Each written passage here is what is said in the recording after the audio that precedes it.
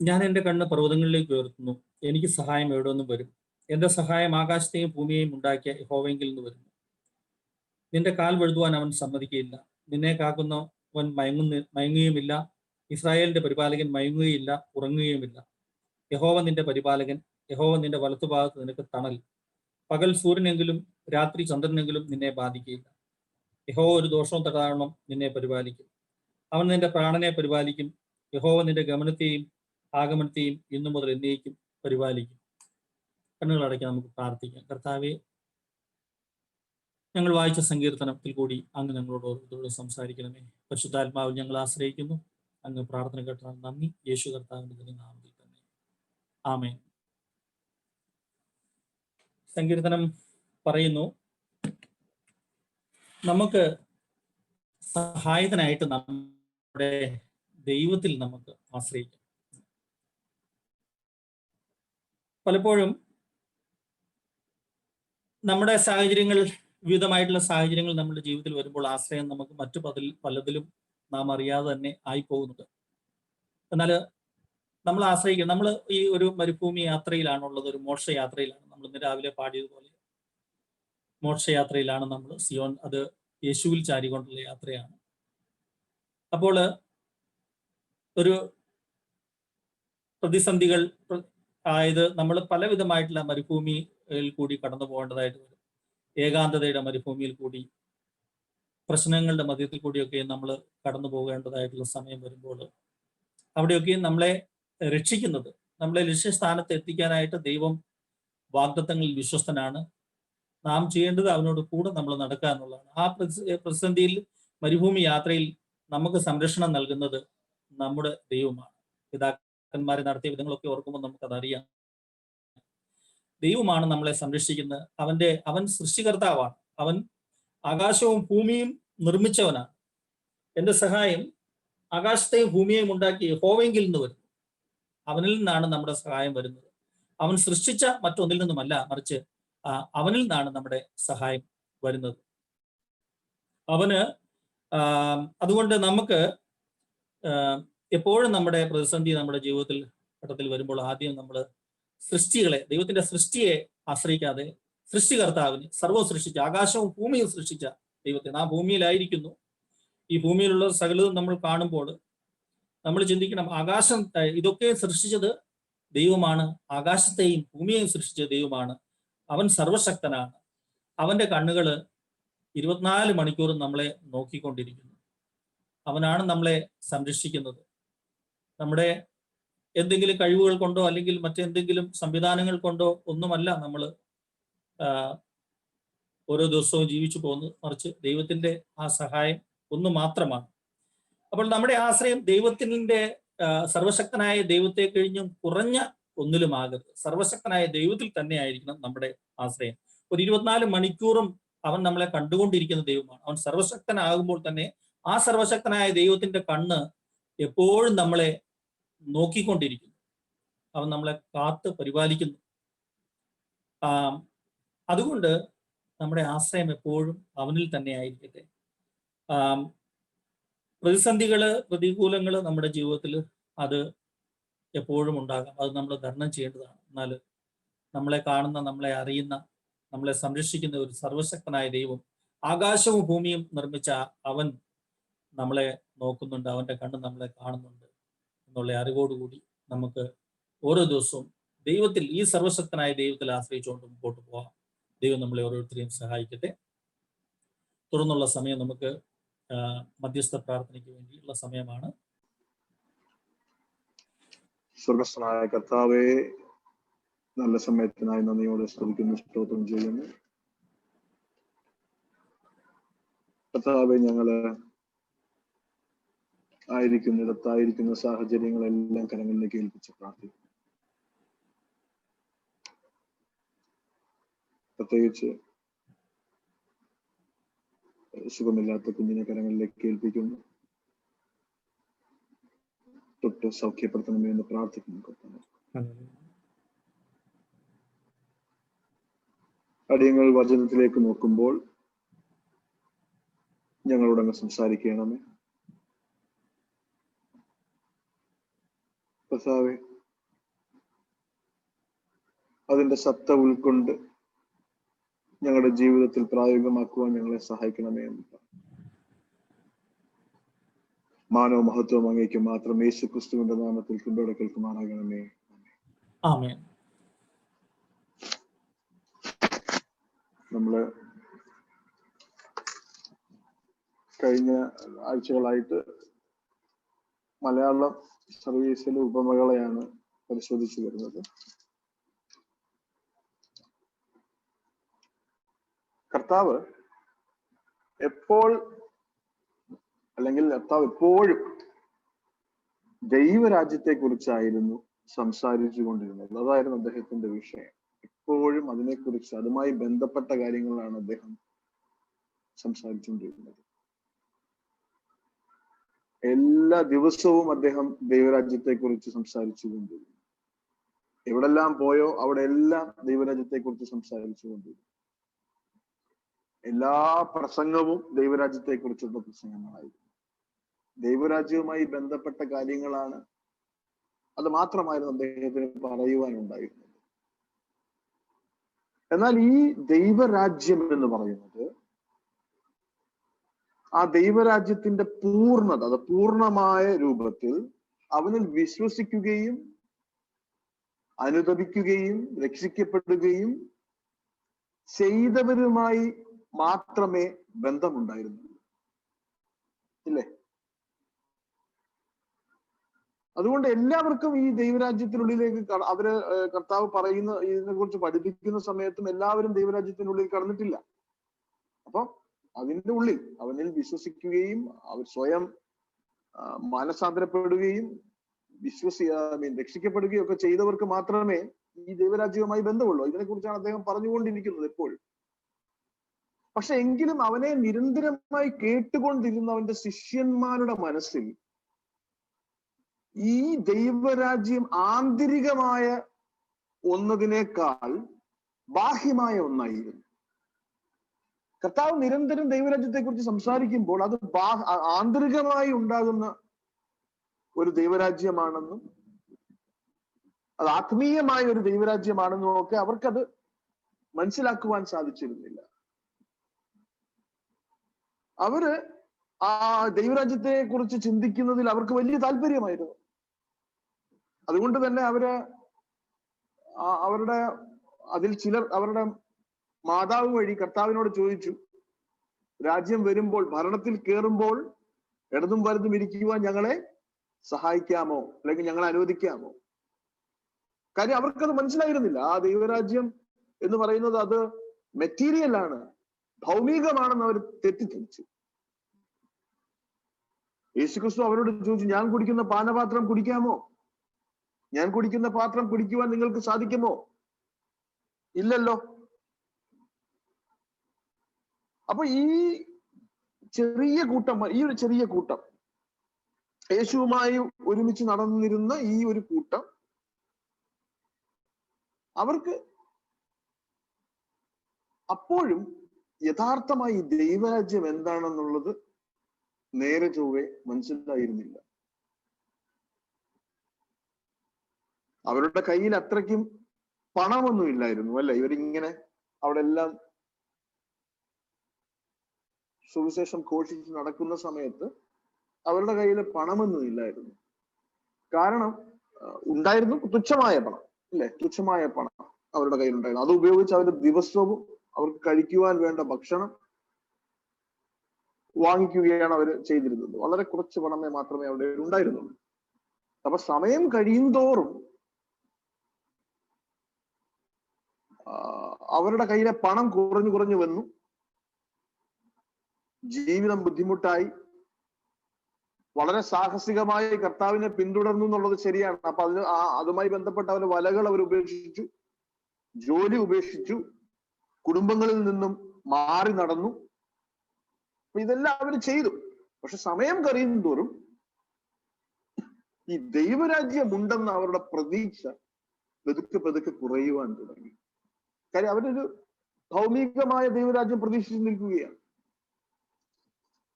പക്ഷെ യേശു ഈ പ്രസംഗിക്കുന്ന ദൈവരാജ്യത്തെ കുറിച്ച് കേട്ടിരുന്ന ശേഷം അവർക്ക് പതുക്കെ അവരുടെ മനസ്സിൽ ചിന്ത തോന്നി, ഇങ്ങനൊരു ദൈവരാജ്യം അവർ കണ്ടിട്ടില്ല, ഇങ്ങനൊരു രാജാവിനെയും അവർ കണ്ടിട്ടില്ല. ഇതിന്റെ അർത്ഥം അവർ എത്ര ആലോചിച്ചിട്ടും അവർക്ക് മനസ്സിലായിരുന്നില്ല. അങ്ങനെ അവരുടെ മിശിഹ സ്വപ്നങ്ങളെല്ലാം പതുക്കെ പതുക്കെ അവർ ആ ദൈവരാജ്യം ഭരണത്തിൽ വരും എന്നുള്ള പ്രതീക്ഷയൊക്കെ പതുക്കെ പതുക്കെ അണഞ്ഞ് അവർ നോക്കിക്കൊണ്ട് നിൽക്കുമ്പോൾ തന്നെ കർത്താവ് ക്രൂശിലേക്ക് നടക്കുകയാണ്. അപ്പൊ അവരുടെ മനസ്സിലെ പ്രതീക്ഷ എന്താണ്? ഇവിടെ ഭരണത്തിൽ വരും, ഞാൻ മിനിസ്റ്റർ ആവും, പ്രൈം മിനിസ്റ്റർ ആവും, ഹോം മിനിസ്റ്റർ ആവും എന്നുള്ള പ്രതീക്ഷയിലാണ് അവർ നിൽക്കുന്നത്. പക്ഷെ കർത്താവ് ഈ ദൈവരാജ്യത്തിനെ കുറിച്ച് ഉപദേശിച്ച് പ്രസംഗിച്ച് പതുക്കെ നടക്കുന്നത് ക്രൂശിലേക്കാണ്. ശത്രുത കൂടി വരുന്നു. എപ്പോ വേണം എന്തു വേണം സംഭവിക്കുക. അവരുടെ മനസ്സിൽ ഭയം തുടങ്ങി. എന്നാൽ ഈ പറയുന്നത് പോലുള്ള ഒരു ചുറ്റുപാടൊന്നും കാണുന്നുമില്ല. അവരുദ്ദേശിച്ച വഴിക്ക് കാര്യങ്ങൾ പോകുന്നില്ല. അപ്പൊ കർത്താവിനോട് അവര് ഇറങ്ങി തിരികുകയും ചെയ്തു. ഇതൊരു ഈ മൊത്തത്തിൽ ഈ പരിപാടി ഒരു പൂർണ്ണ തോൽവിയായി മാറും എന്നുള്ള ഒരു ചിന്ത അവരെ അലട്ടുവാനും തുടങ്ങി. എന്നാൽ ഇത് മനസ്സിലാക്കിയ യേശു, ഇവരുടെ മനസ്സിലെ ചിന്ത ഇതാണെന്ന് മനസ്സിലാക്കിയ കർത്താവ്, നമ്മളിപ്പോ വായിക്കാൻ പോകുന്ന ഭാഗം, ആ ഭാഗത്തിലെ കാര്യങ്ങൾ അവരോട് പറയുവാൻ തുടങ്ങി. അതൊക്കെ അവരുടെ മനസ്സിൽ ഈ ദൈവരാജ്യത്തെ കുറിച്ചിട്ടുള്ള അവരുടെ പ്രതീക്ഷകളൊക്കെ തകരുന്നു. അതുകൊണ്ട് അവര് നിരുത്സാഹരാകുന്നത് കണ്ട യേശു അവർക്ക് അതിനെക്കുറിച്ച് മനസ്സിലാക്കുവാൻ വേണ്ടി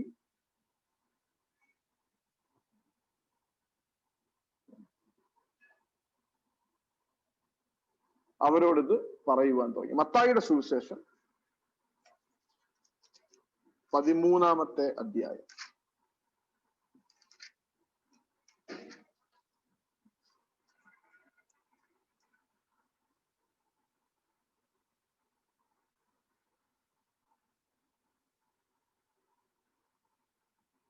നമുക്ക് അറിയാമല്ലോ, ഈ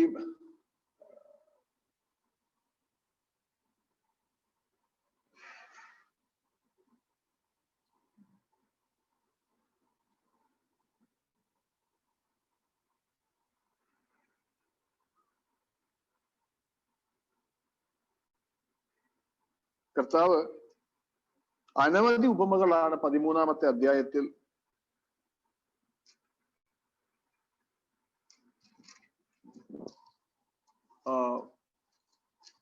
ഇവരുടെ മുന്നിൽ അവതരിപ്പിച്ചുകൊണ്ടിരുന്നത്. ഒരു മിനിറ്റ്.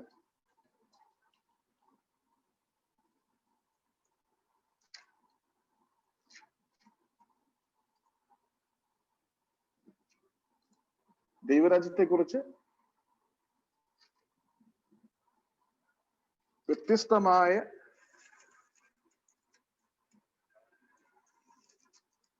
ഉപമകൾ കർത്താവ് അവരോട് പറഞ്ഞുകൊണ്ടിരുന്നു. 31-ാമത്തെ വാക്യം, മത്തായിയുടെ സുവിശേഷം 13:31 വാക്യം. അവിടെ കർത്താവ് 2 ഉപമകൾ ചേർത്ത് പറയുന്നത് നമുക്ക് കാണുവാൻ സാധിക്കും. മറ്റൊരു ഉപമ അവൻ അവർക്ക് പറഞ്ഞു കൊടുത്തു. സ്വർഗരാജ്യം കടുകുമണിയോട് സാദൃശ്യം. അത് ഒരു മനുഷ്യൻ എടുത്ത് തന്റെ വയലിൽ ഇട്ടു. അത് എല്ലാ വിത്തിലും ചെറുതെങ്കിലും വളർന്നു സസ്യങ്ങളിൽ ഏറ്റവും വലുതായി. ആകാശത്തിലെ പറവകൾ വന്ന് അതിന്റെ കൊമ്പുകളിൽ വസിപ്പാൻ തക്കവണ്ണം വൃക്ഷമായി തീരും. അവൻ മറ്റൊരു ഉപമ അവരോട് പറഞ്ഞു. സ്വർഗരാജ്യം പുളിച്ച മാവിനോട് സാദൃശ്യം. അതൊരു സ്ത്രീ എടുത്ത് 3 പറ മാവിൽ എല്ലാം പുളിച്ചു വരുവോളം അടക്കി വെച്ചു. അതൊക്കെയും യേശു പുരുഷാരത്തോട് ഉപമകളായി പറഞ്ഞു. ഉപമ കൂടാതെ അവരോടൊന്നും പറഞ്ഞു. അപ്പൊ ഈ 2 ഉപമകളാണ് നമ്മളിപ്പോ ഇവിടെ കാണുന്നത്. മനുഷ്യൻ എടുത്തു തന്റെ തോട്ടത്തിലിട്ട കടുകുമണിയോട് അത് സാദൃശ്യം.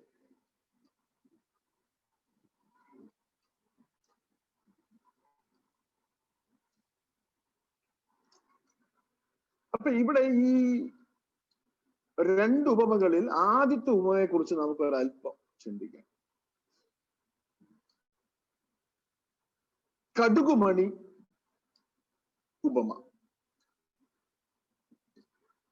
അപ്പൊ ഈ ഉപമയുടെ പൊരുളെന്ന് പറഞ്ഞാല്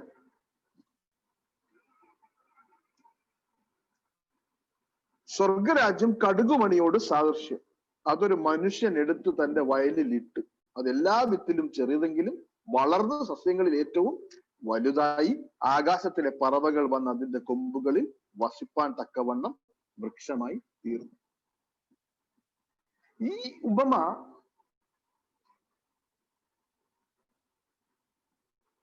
പ്രാഥമികമായി ഈ ഉപമ പഠിപ്പിക്കുന്നത് ദൈവരാജ്യത്തിന്റെ വളർച്ചയെ കുറിച്ചിട്ടാണ്. ശിഷ്യന്മാരെ സംബന്ധിച്ച് അത് ഒന്നും ആകുന്നില്ലല്ലോ, എന്താണ് സംഭവിക്കുന്നത്, എപ്പൊ നാളെ വലതു ഭാഗത്തിരിക്കുക, മറ്റന്നാൾ ഇടതു ഭാഗത്തിരിക്കുക എന്ന് പറഞ്ഞ് അവരിങ്ങനെ കാത്തിരിക്കുക. അപ്പോഴാണ് കർത്താവ് അവരുടെ ഈ മാനസികാവസ്ഥ കണ്ടിട്ട് കർത്താവ് പറയുന്നത്, ഈ ദൈവരാജ്യം നിങ്ങൾ ഉദ്ദേശിക്കുന്നത് പോലല്ല, ഇല്ലേ, നിങ്ങൾ ഉദ്ദേശിച്ച വഴിക്ക് അത് പോകത്തില്ല. കാര്യം അതൊരു കടുകുമണി പോലെയാണ്. അത് തുടക്കം വളരെ ചെറുതായിരിക്കും, അതിന്റെ beginning would be very small, വളരെ ചെറിയ തുടക്കമായിരിക്കും. പക്ഷേ അതിന്റെ ഒടുക്കം വളരെ വലുതായിരിക്കും. ഇതാണ് ആ ഉപമയുടെ അർത്ഥം.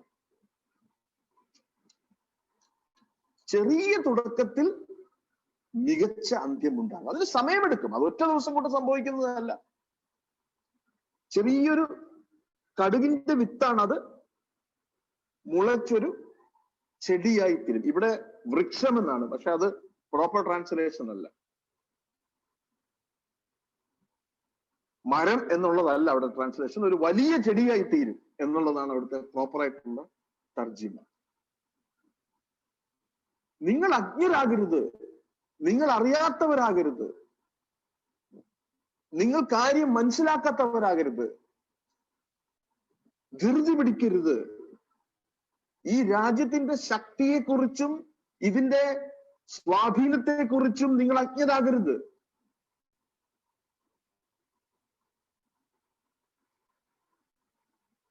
അതിന് സമയം കൊടുക്കണം, അത് വളരും. ആ തുടക്കം എപ്പോഴും ചെറുതായിരിക്കും. 2000 ചില്ലുവാനും വർഷങ്ങൾക്ക് ശേഷം അവരെക്കാൾ കൂടുതൽ നമുക്കിന്നറിയാം, അല്ലേ? 2000 ചില്ലുവാനും വർഷങ്ങൾക്ക് ശേഷം നമുക്കിന്ന് അവരെക്കാളും നന്നായി അറിയാം. തുടക്കം ചെറുതെങ്കിലും എങ്ങനെയാണത് വളർന്നിന്നുണ്ടായി എന്നുള്ളത് നമുക്കിന്നറിയാം. പക്ഷെ അവർക്കതറിയില്ല. അപ്പൊ കർത്താവ് അവരോട് പറയുകയാണ്, നിങ്ങൾ ധൃതി വെക്കരുത്, നിങ്ങൾ നിരുത്സാഹപ്പെട്ടു പോകരുത്, നിങ്ങൾ അജ്ഞരാകരുത്. ദൈവരാജ്യത്തിന്റെ ശക്തി, അതിന്റെ സ്വാധീനം അത് പതുക്കെ വളരും. ഈ രണ്ട് ഉപമയിലും ഇത് തന്നെയാണ് അദ്ദേഹം പറയുന്നത്, അതിന്റെ വളർച്ചയെക്കുറിച്ചും അതിന്റെ സ്വാധീനത്തെക്കുറിച്ചും. എങ്ങനെ ചെറിയ ഈ വിത്ത് വലിയ മരമായി, എങ്ങനെ ഈ പുളിപ്പ് ആ മുഴുവൻ മാവും പുളിപ്പിക്കുന്നു, എങ്ങനെ വ്യാപിക്കുന്നു. പക്ഷേ ഈ ആദ്യത്തെ ഉപമ ഇത് കുറച്ചും കൂടെ വ്യക്തമായിട്ട് പറയുകയാണെങ്കിൽ, ഇത് ഈ രാജ്യം പ്രകടമാക്കുന്ന, ദൈവത്തിന്റെ രാജ്യം പ്രകടമാക്കുന്ന ബാഹ്യ ശക്തിയെ കുറിച്ച് സംസാരിക്കുന്നതാണ്.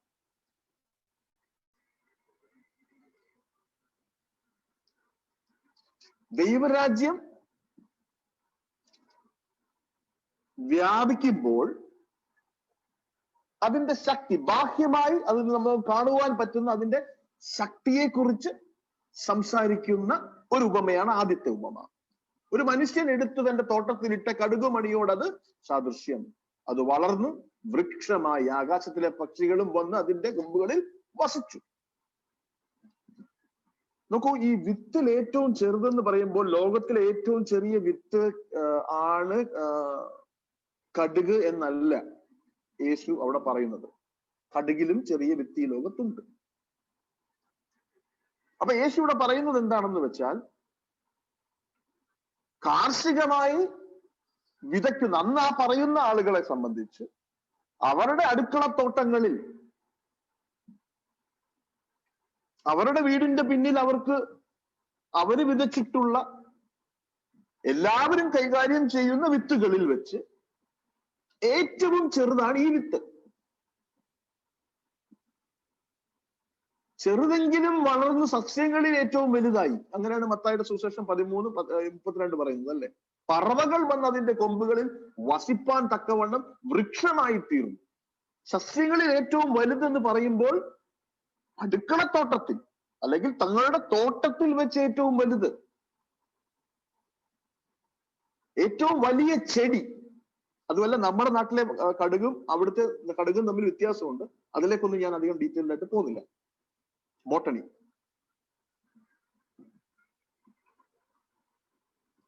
അപ്പൊ ആ അടുക്കളത്തോട്ടത്തിൽ നിങ്ങൾ നട്ടു വളർത്തുന്ന ചെടികളിൽ ഏറ്റവും വലുത് ഇതാണ്. യേശു സംസാരിക്കുന്ന ആ ഒരു കൃഷിയുമായി ബന്ധപ്പെട്ട ജനത്തിന് അവർക്ക് നന്നായി മനസ്സിലാകും കർത്താവ് എന്താണ് ഈ പറയുന്നത്. അപ്പൊ ആ തോട്ടത്തിൽ വെച്ച് ഏറ്റവും ചെറുതായിട്ടുള്ള, നിങ്ങൾ കൈകാര്യം ചെയ്യുന്ന വിത്തുകളിൽ വെച്ച് ഏറ്റവും ചെറുതായിട്ടുള്ള ഈ വിത്താണ് വളർന്ന് വലിയൊരു ചെടിയാകുന്നത്. എല്ലാ ദിവസവും ഉപയോഗിക്കുന്ന, അവരെല്ലാ ദിവസവും നമുക്ക് ഇവിടെ സയന്റിഫിക് ആയിട്ടുള്ള അക്യുറസിയെക്കാളും കൂടുതലായി കർത്താവ് അവർ ദൈനംദിനം ഉപയോഗിച്ചിരുന്ന ഭാഷയാണ് അവരോട് സംസാരിക്കുന്നത്. ഓക്കെ. അപ്പൊ അവര് ചെറിയ കാര്യങ്ങളെ കുറിച്ച് പറയുമ്പോൾ അവർ സാധാരണ അവിടുത്തെ നാട്ടിലെ ആളുകൾ സാധാരണ ചെറിയ ചെറിയ കാര്യങ്ങളെ കുറിച്ച് പറയുമ്പോൾ അവർ പൊതുവെ പറയുന്ന ഒരു വാക്കാണ് കടുകുമണിയോളം എന്നുള്ളത്. അവരത് കടുകുമണിയോളമേ ഉള്ളൂ. അവൾ തന്നത് ഒരു കടുകുമണിയോളമേ ഉള്ളൂ. അപ്പൊ ഇത് അവരുടെ ഒരു ഭാഷാ ശൈലിയാണ്. അതിൽ നിന്ന് എടുത്താണ് യേശു അവരോട് സംസാരിക്കുന്നത്. അല്ലാതെ പ്ലീസ് ഡോണ്ട് തിങ്ക് അതൊരു കർത്താവ് സയന്റിഫിക് ആയിട്ടുള്ള ഒരു വലിയൊരു സത്യം വെളിപ്പെടുത്തി എന്ന് നിങ്ങൾ തെറ്റിദ്ധരിക്കരുത്. കാരണം കടുകുമണി അല്ല ലോകത്തിലെ ഏറ്റവും ചെറിയ വിത്ത്, കടുകു അല്ല അത് ഏറ്റവും വലിയ മരവും അല്ലേ. അത് അവരുടെ ദൈനംദിനം അവരുടെ കമ്മ്യൂണിക്കേഷനകത്തു നിന്ന് കർത്താവ് എടുത്ത് അവരോട് സംസാരിക്കണം, അവർക്ക് മനസ്സിലാകുവാൻ വേണ്ടി. അവരുടെ സംസാര രീതി അങ്ങോട്ട് കർത്താവ് ഉപയോഗിക്കുന്നതാണ് കാണുന്നത്. ഇതൊരു വലിയ തടി മരമല്ല, ഇതൊരു വൃക്ഷമായി തീരുമെന്ന് പറയുമ്പോൾ നമ്മൾ പ്ലാവ് പോലെ തേക്ക് പോലെ ധരിക്കരുത്. അതിനെക്കുറിച്ചല്ല ഇവിടെ പറയുന്നത്.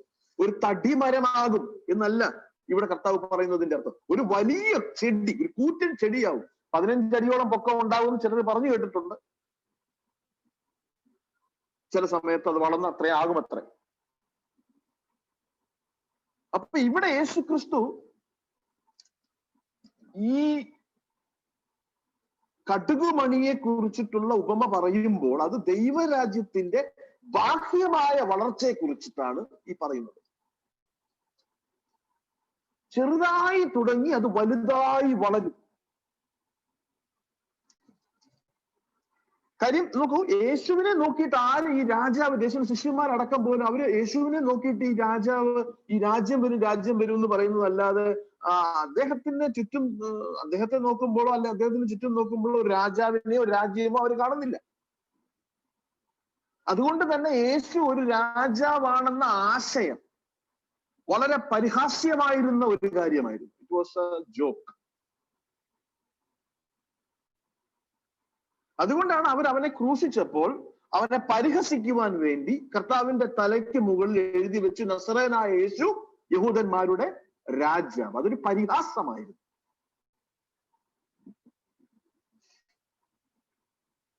ലൂക്കോസിന്റെ 17-ാം അധ്യായത്തിൽ 20-ാമത്തെ വാക്യത്തിൽ പറയുന്നുണ്ട്, ദൈവരാജ്യം എപ്പോൾ വരുന്നു എന്ന് പരീശർ ചോദിച്ചു. ദൈവരാജ്യം എപ്പോഴാണ് വരുന്നത്? പരീശർ കർത്താവിനോട് ചോദിക്കണം, എപ്പോഴാണ് ദൈവരാജ്യം വരുന്നത്? അപ്പൊ ദൈവരാജ്യം എപ്പോൾ വരുന്നു എന്ന് അവർ ചോദിക്കണമെങ്കിൽ അതിന്റെ അർത്ഥം അത് ഇതിനകം അവിടെ ഉണ്ട് എന്നുള്ളത് അവർ അറിഞ്ഞിരുന്നില്ല എന്നല്ലേ. അപ്പൊ അവർക്ക് ഒരു ഐഡിയ ഇല്ല, എന്താണ് ദൈവരാജ്യം, എങ്ങനെയാണ് ദൈവരാജ്യം, ഒരു ഐഡിയ ഇല്ല. ഇന്ന് നമുക്ക് പലർക്കും അറിയില്ല ദൈവരാജ്യം എന്ന് ഉദ്ദേശിക്കുന്നത് എന്താണ്. എത്രയോ വർഷങ്ങളായി നമ്മൾ ബൈബിൾ പഠിക്കുന്നു, വായിക്കുന്നു. പക്ഷെ ഇന്ന് നമ്മൾ പെട്ടെന്ന് ഒരാൾ ചോദിച്ചു എന്താണ് ദൈവരാജ്യം എന്ന് പറഞ്ഞാൽ ആകെ കൂടെ വേർത്തു. കാര്യം ദൈവരാജ്യം വരുന്നു എന്ന് കർത്താവ് പറയുന്നു, ദൈവരാജ്യം വന്നിരിക്കുന്നു എന്ന് കർത്താവ് പറയുന്നു, ദൈവരാജ്യം നമുക്കുള്ളിലാണെന്ന് ദൈവരാജ്യം എന്ന് കർത്താവ് പറയുന്നു, നമുക്ക് ചുറ്റുമുണ്ടെന്ന് കർത്താവ് പറയുന്നു. ഇല്ലേ? ദൈവരാജ്യം വന്നു, ദൈവരാജ്യം വരാൻ പോകുന്നു, നമുക്കുള്ളിലാണ്, നമുക്ക് ചുറ്റുമുണ്ട്. എന്താണ് ദൈവരാജ്യം? ക്രിസ്തു യേശുവിന്റെ നിയമങ്ങളെ അടിസ്ഥാനമാക്കിയിട്ടുള്ള ആത്മീയ ഭൗമിക ജീവിതമാണ് ദൈവരാജ്യം. അപ്പൊ ഈ പരീശൻ ചോദിക്കുകയാണ്, എപ്പോഴാണ് ഈ ദൈവരാജ്യം വരുന്നത്? ഈ പരീശന്റെ അതേ മനോഭാവമായിരുന്നു ശിഷ്യന്മാർക്ക്. ഒരു ഐഡിയ ഇല്ല, അവർക്കറിയില്ല. അത് ഓൾറെഡി വന്നു, യേശു വന്നു, അതിനോടൊപ്പം ദൈവരാജ്യവും വന്നു എന്നുള്ളവർക്കറിയില്ല. അവർ യേശുവിനെ നോക്കുമ്പോൾ യേശുവുമായി ബന്ധപ്പെട്ട് സമ്പത്തോ വസ്തുക്കളോ സൗകര്യങ്ങളോ ഒന്നും കാണുവാൻ അവർക്ക് കഴിയുന്നില്ല, സൈന്യമോ ഒന്നും കാണുവാൻ അവർക്ക് കഴിയുന്നില്ല. അതുകൊണ്ടാണ് യേശു അവരോട് പറഞ്ഞത്, ദൈവരാജ്യം കാണത്തക്കമല്ല വരുന്നത്, ദൈവരാജ്യം നിങ്ങളുടെ ഇടയിൽ തന്നെ ഉണ്ടല്ലോ. ഇല്ലേ? ദൈവരാജ്യം നിങ്ങൾ കാണത്തക്കമല്ല വരുന്നത്, ദൈവരാജ്യം നിങ്ങളുടെ ഇടയിൽ ഓൾറെഡി ഉണ്ടല്ലോ. ദൈവരാജ്യം അവരുടെ ഇടയിലുണ്ട്, അത് ഇവിടെയുണ്ട്, അത് നമ്മുടെ ഉള്ളിലാണ്. രക്ഷയുടെ മേഖലയാണ് ദൈവരാജ്യം എന്ന് പറഞ്ഞാൽ, രക്ഷയുടെ മേഖലയാണ്. വീണ്ടപ്പെട്ടവരാണ് അവരുടെ രാജാവിന്റെ കീഴിലുള്ളത്. ഈ ലോകത്ത് നമ്മൾ ജീവിക്കുമ്പോൾ തന്നെ നമ്മുടെ കർത്താവിന്റെ മൂല്യങ്ങളും മുൻഗണനകളും നമ്മുടെ ജീവിതത്തിൽ ഏറ്റവും പ്രഥമ സ്ഥാനം നൽകി ജീവിക്കുന്നതാണ് ദൈവരാജ്യത്തിന്റെ പൗരനായി ജീവിക്കുക എന്ന് പറയുന്നതിന്റെ അർത്ഥം. ദൈവരാജ്യം നമ്മുടെ ഉള്ളിലുണ്ട്. നമ്മൾ രക്ഷിക്കപ്പെടുമ്പോൾ ദൈവരാജ്യം നമ്മുടെ ഉള്ളിലുണ്ടാകും. ദൈവരാജ്യം നമ്മുടെ ഉള്ളിലുണ്ട് എന്ന് പറയുമ്പോൾ ദൈവത്തിന്റെ മൂല്യങ്ങളും ദൈവത്തിന്റെ പ്രയോറിറ്റീസും നമ്മുടെയും പ്രയോറിറ്റീസും നമ്മുടെ മൂല്യങ്ങളുമായി തീരുന്നു. അപ്പൊ നമുക്കത് കാണുവാൻ കഴിയില്ല, ആർക്കും അത് കാണുവാൻ കഴിയില്ല. അപ്പൊ അവര് നോക്കുകയാണ്, എവിടെയാണ് ദൈവരാജ്യം?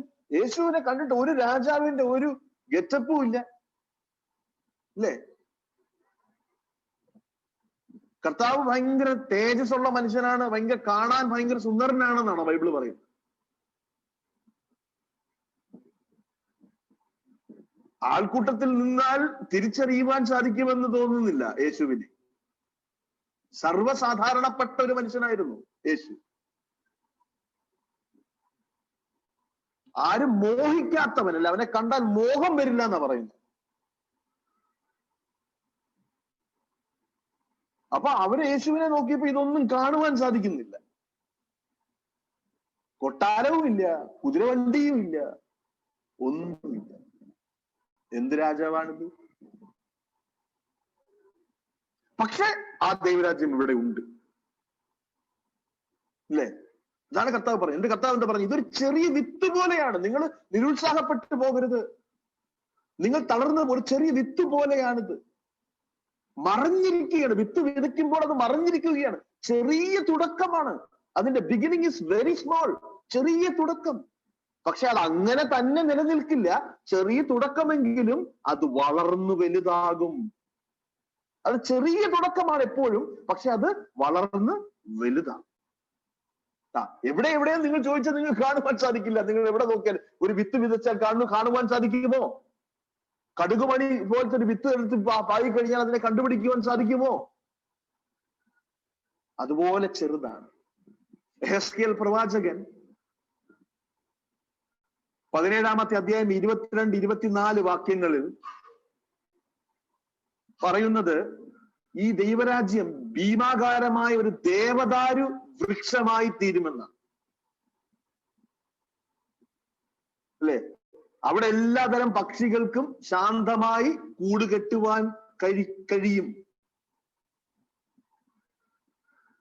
ദൈവരാജ്യം ഒരു ഭീമാകാരമായ ദേവദാരു വൃക്ഷമായി സങ്കല്പിച്ചാണ്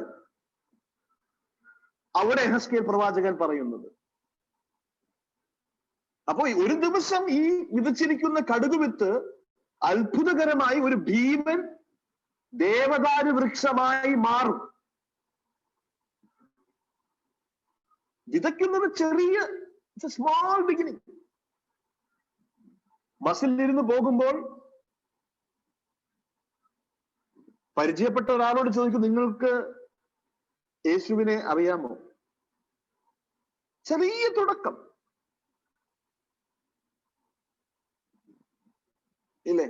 ചെറിയ തുടക്കം.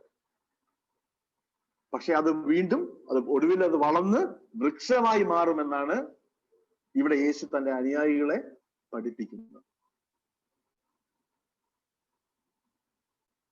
നമ്മള് കർത്താവിന്റെ ആ പ്രവർത്തന ശൈലി, പ്രവർത്തന രീതി അല്ലെങ്കിൽ പ്രവർത്തനങ്ങൾ നോക്കുമ്പോൾ തന്നെ നമുക്കത് മനസ്സിലാകും. തുടക്കത്തിൽ യേശുവും കുറച്ച് അനുയായികൾ മാത്രമേ ഉണ്ടായിരുന്നുള്ളൂ. വിദ്യാഭ്യാസമില്ലാത്ത മത്സ്യത്തൊഴിലാളികൾ മിക്കവരും, പിന്നെ കുറച്ച് വിപ്ലവകാരികൾ, കുറച്ച് സ്ത്രീകൾ, രാജ്യദ്രോഹികൾ. സ്ത്രീകൾ എന്ന് ഞാൻ കേവലമായി പറഞ്ഞതല്ല കേട്ടോ, അവിടുത്തെ അന്നത്തെ ചുറ്റുപാട് അങ്ങനെയാണ് അല്ലേ? കുറച്ച് മത്സ്യത്തൊഴിലാളികൾ, വിപ്ലവകാരികൾ, സ്ത്രീകൾ, രാജ്യദ്രോഹികൾ എന്നിവരായിരുന്നു യേശു കർത്താവിന്റെ കൂടെ ഉണ്ടായിരുന്നവർ.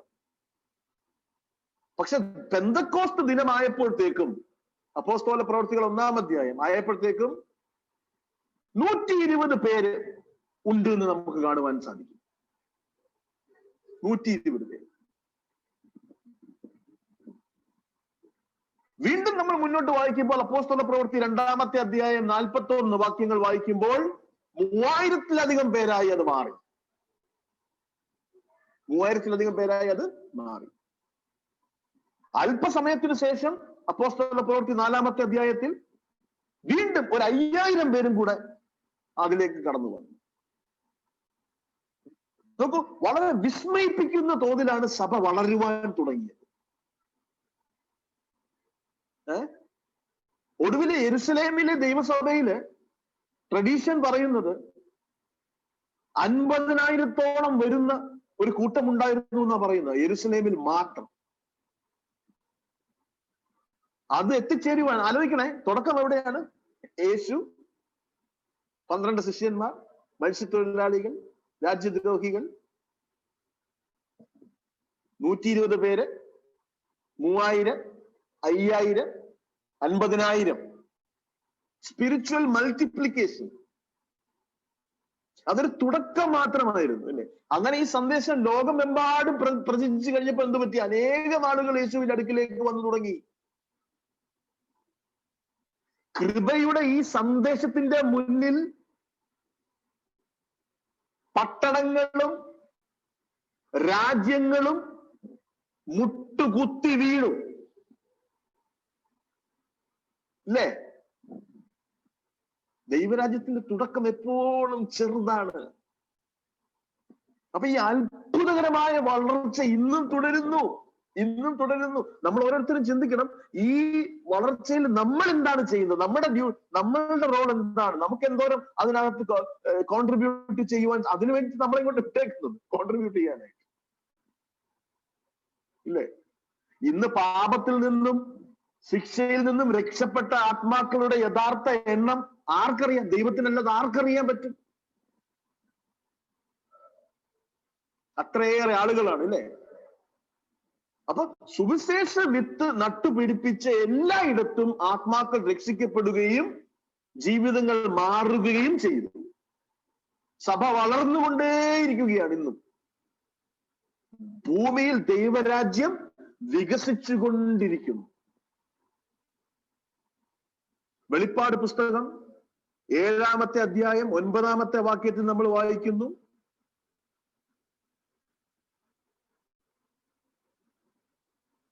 ഇതിന്റെ ശേഷം സകല ജാതികളിലും ഗോത്രങ്ങളിലും വംശങ്ങളിലും ഭാഷകളിലും നിന്ന് ഉള്ളതായി ആർക്കും എണ്ണിക്കൂടാത്ത ഒരു മഹാപുരുഷാരം വെള്ള നിലയങ്കി ധരിച്ച് കയ്യിൽ കുരുത്തോലയുമായി സിംഹാസനത്തിനും കുഞ്ഞാടിന് മുൻപാകെ നിൽക്കുന്നത് ഞാൻ കണ്ടു. എണ്ണിക്കൂടാൻ പറ്റാത്ത, തിട്ടപ്പെടുത്തുവാൻ പറ്റാത്തത്ര സ്വർഗത്തിൽ യഹോവയുടെ സന്നിധിയിലേക്ക് നിൽക്കുന്ന ഒരു ദിവസം വരും എന്നാണ് വേദപുസ്തകം പറയുന്നത്. അതിന്റെ തുടക്കം നിങ്ങളൊന്ന് ആലോചിച്ച് നോക്കൂ. വീണ്ടും ആ തുടക്കത്തിലേക്ക് നിങ്ങൾ ഒന്ന് ചിന്ത കൊടുത്തു നോക്കൂ. യേശു മാത്രം, പിന്നെ 2-3 ഇൻസിഗ്നിഫിക്കന്റ് ആയിട്ടുള്ള, ഈ ലോകത്തെ സംബന്ധിച്ച് ഇൻസിഗ്നിഫിക്കന്റ് ആയിട്ടുള്ള, ഇല്ലിറ്ററേറ്റ് ആയിട്ടുള്ള കുറച്ചാളുകൾ.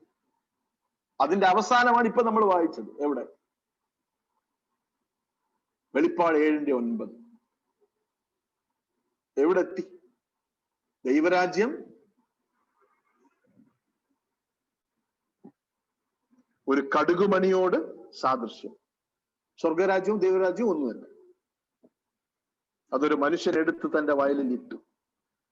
അത് എല്ലാ വിധത്തിലും ചെറുതെങ്കിലും വളർന്ന സസ്യങ്ങളിൽ ഏറ്റവും വലുതായി.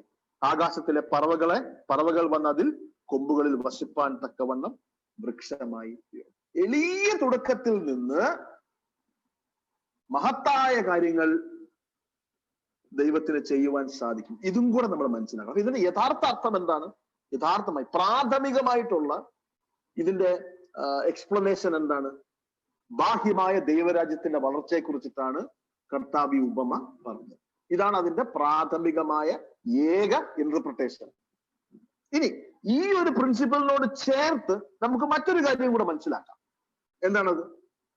എളിയ തുടക്കത്തിൽ നിന്ന് മഹത്തായ കാര്യങ്ങൾ പുറത്തെടുക്കുവാൻ, ചെറിയ കാര്യങ്ങളിൽ നിന്നും വലിയ കാര്യങ്ങൾ ചെയ്യുവാൻ നമ്മുടെ ദൈവത്തിന് സാധിക്കും.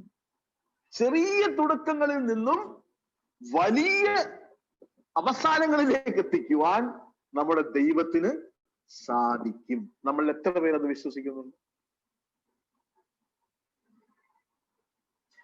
ദാവീദിനെ നോക്കൂ. ദാവീദ് ഒരു കടുക് വിത്തായിരുന്നു. ദാവീദ് ഒരു കടുക് വിത്തായിരുന്നു. 8 ആൺകുട്ടികളുള്ള ഒരു കുടുംബത്തിലെ ഇളയ മകനായിരുന്നു. അദ്ദേഹം ആർക്കും വേണ്ടാത്ത ജോലി, ആ വീട്ടിൽ ആരും ചെയ്യുവാൻ താല്പര്യമില്ലാത്ത ജോലിയൊക്കെ ഏൽപ്പിച്ച് ആടുകളെ പരിപാലിക്കുവാനായി പറഞ്ഞു വിട്ടു.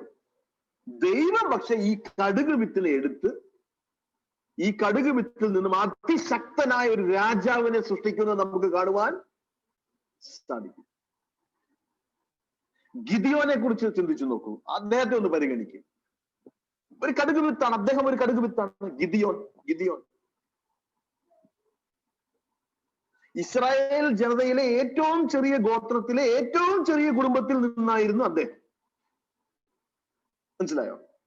ഇസ്രായേൽ ജനത്തിലെ ഏറ്റവും ചെറിയ ഗോത്രത്തിലെ ഏറ്റവും ചെറിയ കുടുംബത്തിൽ നിന്നായിരുന്നു അദ്ദേഹം. എന്നാൽ ദൈവം അദ്ദേഹത്തെ ഉയർത്തി ഒരു വലിയ സൈനിക നേതാവാക്കി മാറ്റിയതായി നമുക്ക് വേദപുസ്തകത്തിൽ കാണുവാൻ സാധിക്കും.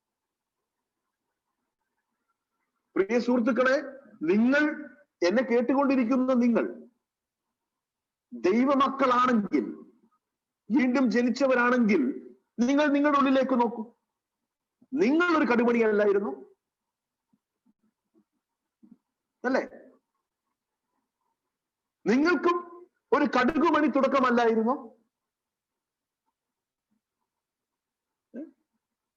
ഒരു ചെറിയ തുടക്കമല്ലായിരുന്നു?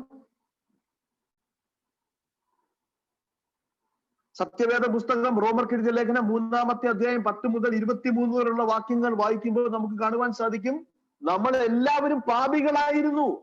ഇന്നും പാപികളാണ്, രക്ഷിക്കപ്പെട്ട പാപികൾ. അന്ന് രക്ഷിക്കപ്പെടാത്ത പാപികളായിരുന്നു. അതിക്രമങ്ങളിലും പാപങ്ങളിലും നമ്മൾ മരിച്ചവരായിരുന്നു. എഫെസ്യരുടെ ലേഖനം 2-ാമത്തെ അധ്യായം 1-ാമത്തെ വാക്യം പറയും.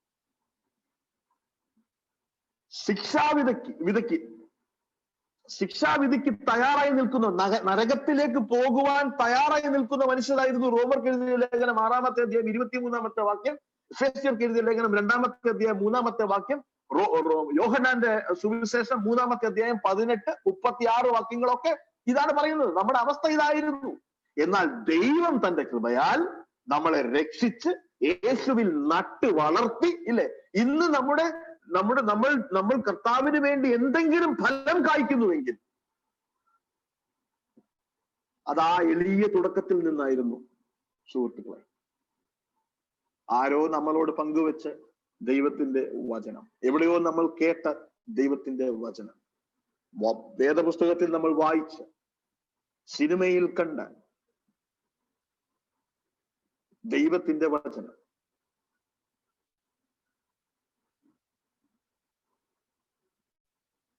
എങ്ങനെയോ നമ്മളിലേക്ക് എത്തിയ കപ്പലണ്ടി പൊതിഞ്ഞ് കേട്ടിട്ടുണ്ട്. കപ്പലണ്ടി പൊതിഞ്ഞെടുത്ത് ബൈബിളിന്റെ പേപ്പർ കയറി കപ്പലണ്ടി പൊതിഞ്ഞ് വായിച്ച് രക്ഷിക്കപ്പെട്ട ആളെ കുറിച്ച് ഞാൻ കേട്ടിട്ടുണ്ട്. ക്രിസ്മസ് ആഘോഷിച്ച് അടിച്ച് ഫിറ്റായി നടന്ന് വീട്ടിൽ പോകുന്ന വഴിക്ക് കാല് വഴുതി തെങ്ങും കുഴിക്കകത്ത് വീണ് ആരുമില്ലാതെ അതിനകത്ത് കിടന്നപ്പോൾ അടുത്തുള്ള ഒരു പള്ളിയിൽ നിന്നുള്ള ക്രിസ്മസ് സന്ദേശം ആ കുഴിക്കകത്ത് കിടന്ന് കേട്ട് അവിടെ വെച്ച് കർത്താവിനെ രക്ഷകനായി സ്വീകരിച്ച് രക്ഷിക്കപ്പെട്ട ആളെ കുറിച്ച് ഞാൻ കേട്ടിട്ടുണ്ട്. ഒരു എളിയ തുടക്കം എവിടുന്നൊക്കെയോ നമുക്ക് എല്ലാവർക്കും ദൈവം തന്നിട്ടുണ്ട്. നമ്മിൽ അത് വളരും, ഇല്ലേ? ഒരിക്കലും തുച്ഛിക്കുക. നമ്മൾ ചെറുതായിട്ട് നമുക്ക് കർത്താവിന് വേണ്ടി ചെയ്യുവാൻ സാധിക്കുന്ന ഒരു ചെറിയ കാര്യങ്ങളും തുച്ഛിക്കരുത്. അതിനെ സിമ്പിളായി നമ്മൾ കാണരുത്. സഖറിയാവ് 4-ാമത്തെ അധ്യായം 10-ാമത്തെ വാക്യം, സഖറിയാവ് 4:10. അല്പകാര്യങ്ങളുടെ ദിവസത്തെ ആർ തുച്ഛീകരിക്കുന്നു? അല്പകാര്യത്തിന്റെ ദിവസത്തെ ആർ തുച്ഛീകരിക്കുന്നു? നിസ്സാരമെന്ന് തോന്നുന്ന ഒരാളെ എടുത്ത് അവരിൽ നിന്നും അസാധാരണമായ എന്തെങ്കിലും സൃഷ്ടിക്കുവാൻ ദൈവത്തിന് കഴിയും എന്ന് നമ്മൾ വിശ്വസിക്കണം.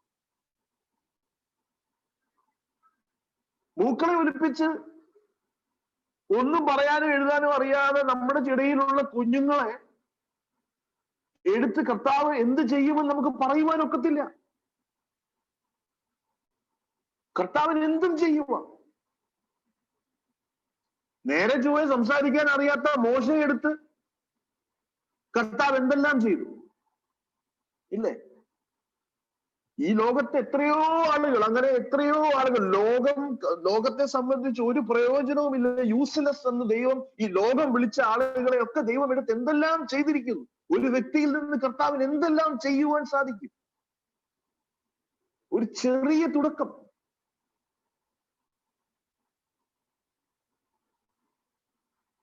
നോക്ക്, ഈ ഉപമയില് പക്ഷികൾ ഈ കടുക് ചെടിയുടെ ശാഖകളിൽ കൂടുകൂട്ടുന്നു അല്ലെങ്കിൽ ആശ്രയം കണ്ടെത്തുന്നു എന്ന് നമ്മൾ വായിക്കുന്നുണ്ട്.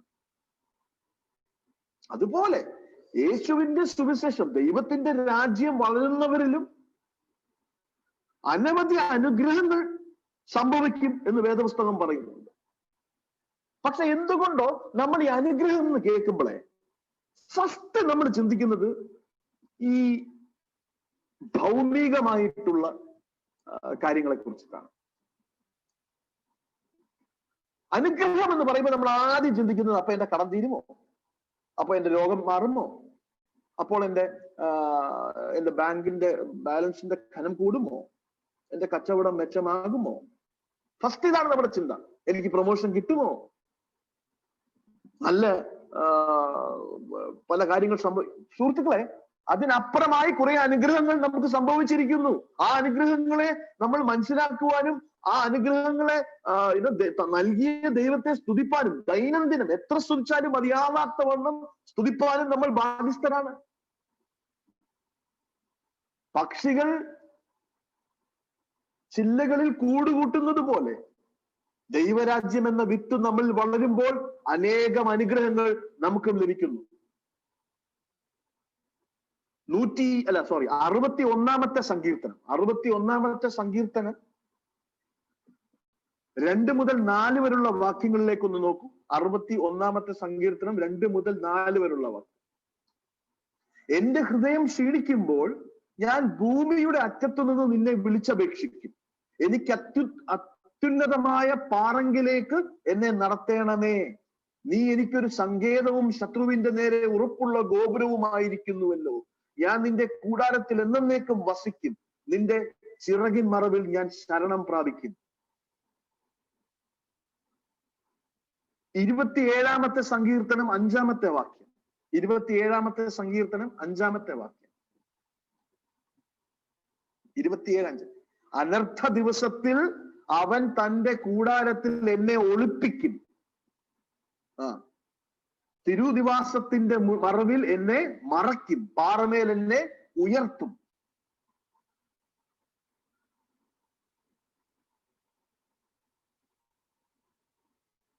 വായിച്ചോ.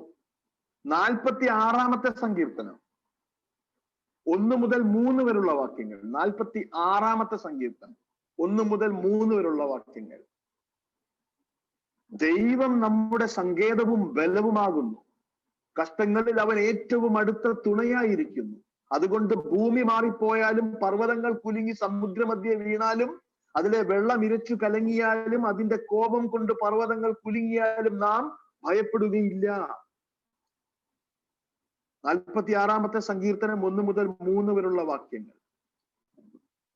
ഈ വാക്യങ്ങൾ 3 വാക്യങ്ങൾ നമ്മൾ വായിച്ചു. ഈ 3 ഭാഗം വായിച്ചു. ഈ 3 ഭാഗത്തിൽ നിന്ന് നമ്മൾ പഠിക്കുന്നത് എന്താണ്? ജീവിതത്തിന്റെ കൊടുങ്കാറ്റുകളിൽ നിന്ന് നമുക്ക് ഒരു അഭയം നൽകുവാൻ ദൈവത്തിന്റെ രാജ്യത്തിന് സാധിക്കും.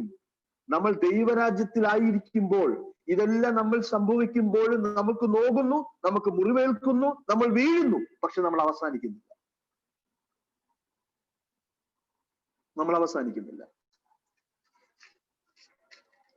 ഇല്ലേ? നമ്മള് പർവ്വതങ്ങൾ കുരുങ്ങിപ്പോയാലും നമ്മൾ ഭയപ്പെടുകയില്ല. അവൻ എന്നെ അവന്റെ കൂടാരത്തിൽ ഒളിപ്പിക്കും. അല്ലെ? ഇതെല്ലാം നമ്മൾ വായിക്കുമ്പോൾ നമുക്ക് കിട്ടിയ ആ വലിയ ഒരു അനുഗ്രഹമാണ് ഇതെന്ന് നമ്മൾ ആലോചിക്കണം. കൊടുങ്കാറ്റുകളിൽ നിന്നുള്ള സംരക്ഷണം. മത്തായിയുടെ സുവിശേഷം 11-ാമത്തെ അധ്യായം 28-ാമത്തെ വാക്യം. മത്തായിയുടെ സുവിശേഷം 11-ാമത്തെ അധ്യായം 28-ാമത്തെ വാക്യം. അവിടെ നോക്കൂ.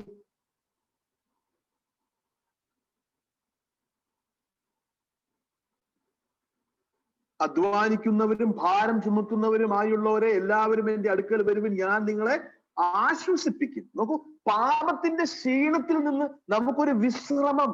അനുഗ്രഹമല്ലേ?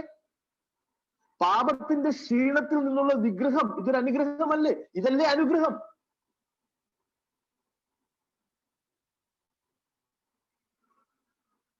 റോമർക്ക് എഴുതിയ ലേഖനം 8-ാമത്തെ അധ്യായം 1-ാമത്തെ വാക്യം. റോമർക്ക് എഴുതിയ ലേഖനം 8-ാമത്തെ അധ്യായം 1-ാമത്തെ വാക്യം. റോമർക്ക് എഴുതിയ ലേഖനം 8:1. അതുകൊണ്ട് ഇപ്പോൾ ക്രിസ്തുവിലുള്ളവർക്ക് ഒരു ശിക്ഷാവിധിയും ഇല്ല. അനുഗ്രഹമല്ലേ? ഇതിലും വലിയ അനുഗ്രഹം ഉണ്ടോ? 5-ാമത്തെ റോമർക്ക് എഴുതിയ ലേഖനം 5:9. റോമർക്ക് എഴുതിയ ലേഖനം 5:9. അവന്റെ രക്തത്താൽ നീതീകരിക്കപ്പെട്ട ശേഷമോ നാം അവനാൽ എത്രയധികമായി കോപത്തിൽ നിന്നും രക്ഷിക്കപ്പെടും. ദൈവത്തിന്റെ കോപത്തിൽ നിന്നും രക്ഷിക്കപ്പെടും. അനുഗ്രഹമല്ലേ? സർവശക്തനായ ദൈവത്തിന്റെ ഉഗ്രകോപത്തിൽ നിന്നും നമ്മൾ രക്ഷിക്കപ്പെട്ടു. അനുഗ്രഹമല്ലേ? സങ്കീർത്തനം 34:8. 34-ാമത്തെ സങ്കീർത്തനം 8-ാമത്തെ വാക്യം.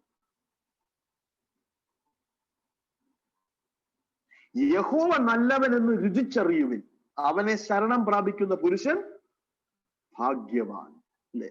യഹോവ നല്ലവനെന്ന് രുചിച്ചറിയുവിൻ, അവനെ ശരണം പ്രാപിക്കുന്ന പുരുഷൻ ഭാഗ്യവാൻ. അല്ലെ? ഈ ലോകത്ത് എന്ത് കിട്ടിയാലും സുഹൃത്തുക്കളെ നമുക്ക് ഒരിക്കലും സംതൃപ്തി വരില്ല.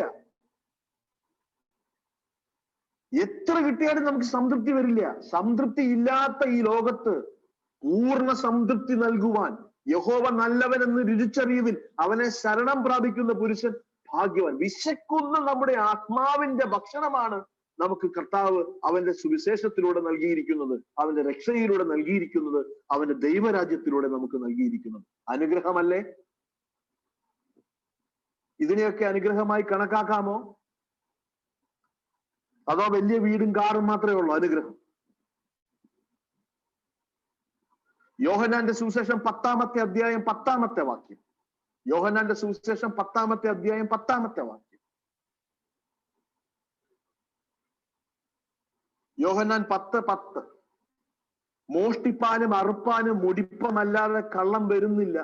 അവർക്ക് ജീവൻ ഉണ്ടാകുവാനും, നോക്കൂ, അവർക്ക് ജീവൻ ഉണ്ടാകുവാനും സമൃദ്ധിയായിട്ടുണ്ടാകുവാനും അത്രേ ഞാൻ വന്നിരിക്കുന്നത്. കണ്ടോ? പുതിയതും മികച്ചതുമായ ഒരു ജീവിതം നമുക്ക് നൽകുവാനാണ് കർത്താവ് വന്നത്. ആ പുതിയതും മികച്ചതുമായ ഒരു ജീവിതം ദൈവം നമുക്ക് തന്നില്ലേ? അത് അനുഗ്രഹമല്ലേ? ഈ ലോകത്തിന്, ഈ നമുക്ക് ചുറ്റും ഭൂമി ഇടിഞ്ഞു വീഴുമ്പോഴും പ്രതിസന്ധികളും പ്രയാസങ്ങളും ഉണ്ടാകുമ്പോഴും നമ്മൾ വിഷമിക്കും, വേദനിച്ചാൽ പോലും നമ്മൾ തകർന്നു പോകാതെ അതിനിടയിൽ നിലകൊള്ളുവാനുള്ള ബലം കർത്താവ് തന്നില്ലേ? അതെല്ലാം അനുഗ്രഹങ്ങളല്ലേ? 1 യോഹന്നാൻ 3-ാമത്തെ അധ്യായം 5-ാമത്തെ വാക്യം. 1 യോഹന്നാൻ 3-ാമത്തെ അധ്യായം 5-ാമത്തെ വാക്യം. പാപങ്ങളെ നീക്കുവാൻ അവൻ പ്രത്യക്ഷനായി എന്ന് നിങ്ങൾ അറിയുന്നു, അവനിൽ പാപമില്ല.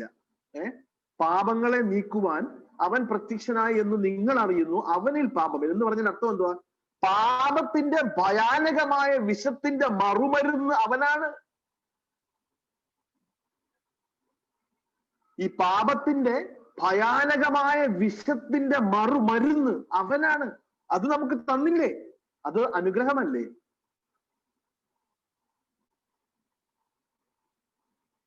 യോഹന്നാന്റെ സുവിശേഷം 5-ാമത്തെ അധ്യായം 24-ാമത്തെ വാക്യം. യോഹന്നാൻ 5:24. യോഹന്നാൻ 5-ാമത്തെ അധ്യായം 24-ാമത്തെ വാക്യം.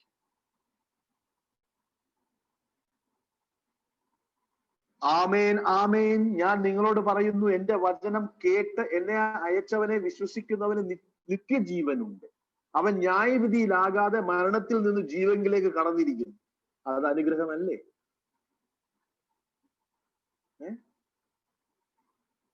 യോഹന്നാന്റെ സുവിശേഷം 11-ാമത്തെ അധ്യായം 25-26 വാക്യങ്ങൾ. യോഹന്നാൻ 11, 25, 26 വാക്യങ്ങൾ. യോഹന്നാൻ 11, 25, 26. യേശു അവളോട്, ഞാൻ തന്നെ പുനരുദ്ധാനവും ജീവനുമാകുന്നു. എന്നിൽ വിശ്വസിക്കുന്നവൻ മരിച്ചാലും ജീവിക്കും. ജീവിച്ചിരുന്നു എന്നിൽ വിശ്വസിക്കുന്നവൻ ആരും ഒരു നാളും മരിക്കുകയില്ല. ഇത് നീ വിശ്വസിക്കുന്നുവോ എന്ന് പറയുന്നു. മരണത്തിന്റെ വിഷമുള്ളിൽ നിന്നുള്ള രക്ഷ അനുഗ്രഹമല്ലേ?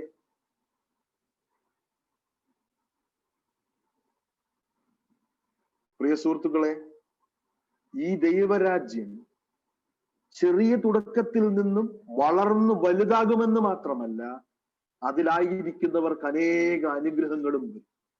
ഈ അനുഗ്രഹങ്ങൾ എപ്പോഴും മെറ്റീരിയൽ ആണെന്ന് നമ്മൾ ചിന്തിക്കരുത്. അതിനപ്പുറമായ വലിയ അനുഗ്രഹങ്ങൾ നമുക്ക് ഓൾറെഡി ലഭിച്ചു കഴിഞ്ഞു.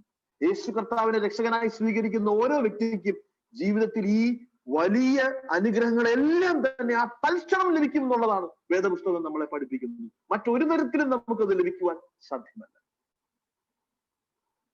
അപ്പോൾ പ്രാഥമിക സന്ദേശം എന്താണ്?